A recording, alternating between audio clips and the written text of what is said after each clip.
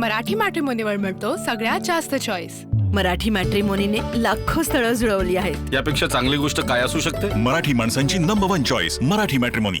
लातूर जिल्ह्यातल्या उदगीर नगरपालिकेची निवडणूक जी आहे ती पार पडलेली आहे आणि वोटिंग मशीन जे आहे ते शासकीय तंत्र प्रशाला जी आहे उदगीरची त्या इमारतीमध्ये ठेवण्यात आलेले आहे। आणि आपण जर पाहिलं तर मोठा तगडा पोलीस बंदोबस्त जो आहे तो महाराष्ट्र पोलिसांनी राखीव दलाची जी तुकडी आहे ती देखील तैनात करण्यात आलेली आहे आणि मोठा बंदोबस्त जो आहे तो ठेवण्यात आलेला आहे। विशेषतः जर आपण लक्षात घेतलं तर लातूर जिल्ह्यातली ही सगळ्यात मोठी नगरपालिका आहे। उदगीर मोठं बाजारपेठ आहे, त्याचबरोबर सीमावर्ती भागातले शिक्षणाचं सेंटर देखील आपण म्हणून उदगीरकडे पाहिलं जातं। आणि इथे प्रतिनिधी जर आपण लक्षात घेतलं तर राष्ट्रवादी काँग्रेस आणि भाजपाचे जर लक्षात घेतली युती तर एकत्र लढतात। आमदार संजय बनसोडे इथून प्रतिनिधित्व करतात, त्यांचा निवडणुकीवर प्रभाव देखील यावेळेला पाहायला मिळाला आणि भाजपाला प्रतिनिधित्व त्यांनी इथून दिलेलं आहे। नगराध्यक्षपदाचा उमेदवार जो आहे तो भाजपाचा आहे आणि इतर जागा जे आहेत ते राष्ट्रवादी काँग्रेस लढते आहे। तर तेवढ्याच ताकदीनं आमदार अमित देशमुखांनी देखील इथे ताकद लावलेली होती आणि त्यामुळं त्यांचा उमेदवार देखील इथे चर्चेला आलेला आहे।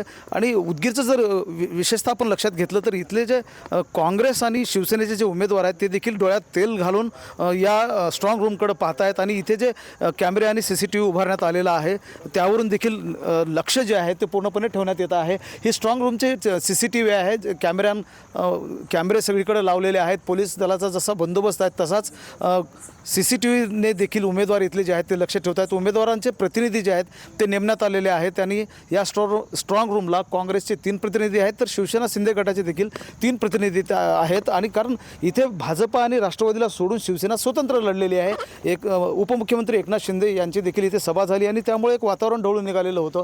काँग्रेस आणि शिवसेनेने देखील इथे मोठी ताकद लावल्याचं आपलं चित्र पाहायला मिळतं। इथले 3 प्रभागामधली निवडणूक जी आहे ते पुढे ढकलण्यात आलेली आहे।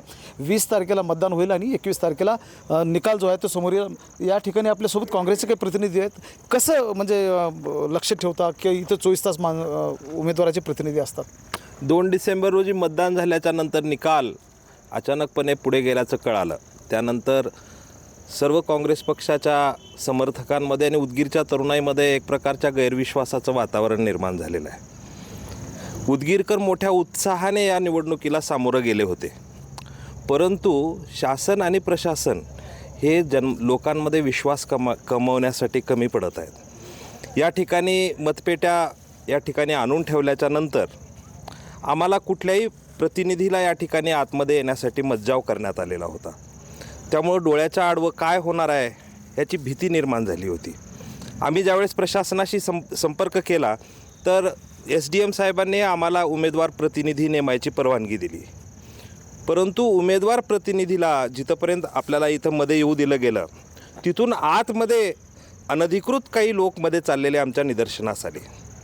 त्यामुळे हा गैरविश्वास प्रशासनावरचा आणखीन बळावत गेला आणि त्याच्यानंतर हे CCTVचं जे कॅमेरा इथं लावलेला आहे, जे पाहण्यासाठी आम्ही या ठिकाणी प्रतिनिधी बसवलेले आहेत, तर त्याच्यामध्ये जी रूम सील केलेली आहे त्याच्यामध्ये मतपेट्या ठेवलेल्या आहेत त्याच्यातले दृश्य इथं दिसत नाही आहेत। तर आणखीनही सर्व जे कोणते विरोधी पक्षाचे प्रतिनिधी आहेत त्या सर्वांच्या मनामध्ये एक संशय आहे। म्हणजे सील करून मध्ये ज्या वोटिंग मशीन ठेवण्यात आल्या त्या वोटिंग मशीन दिसल्या पाहिजे।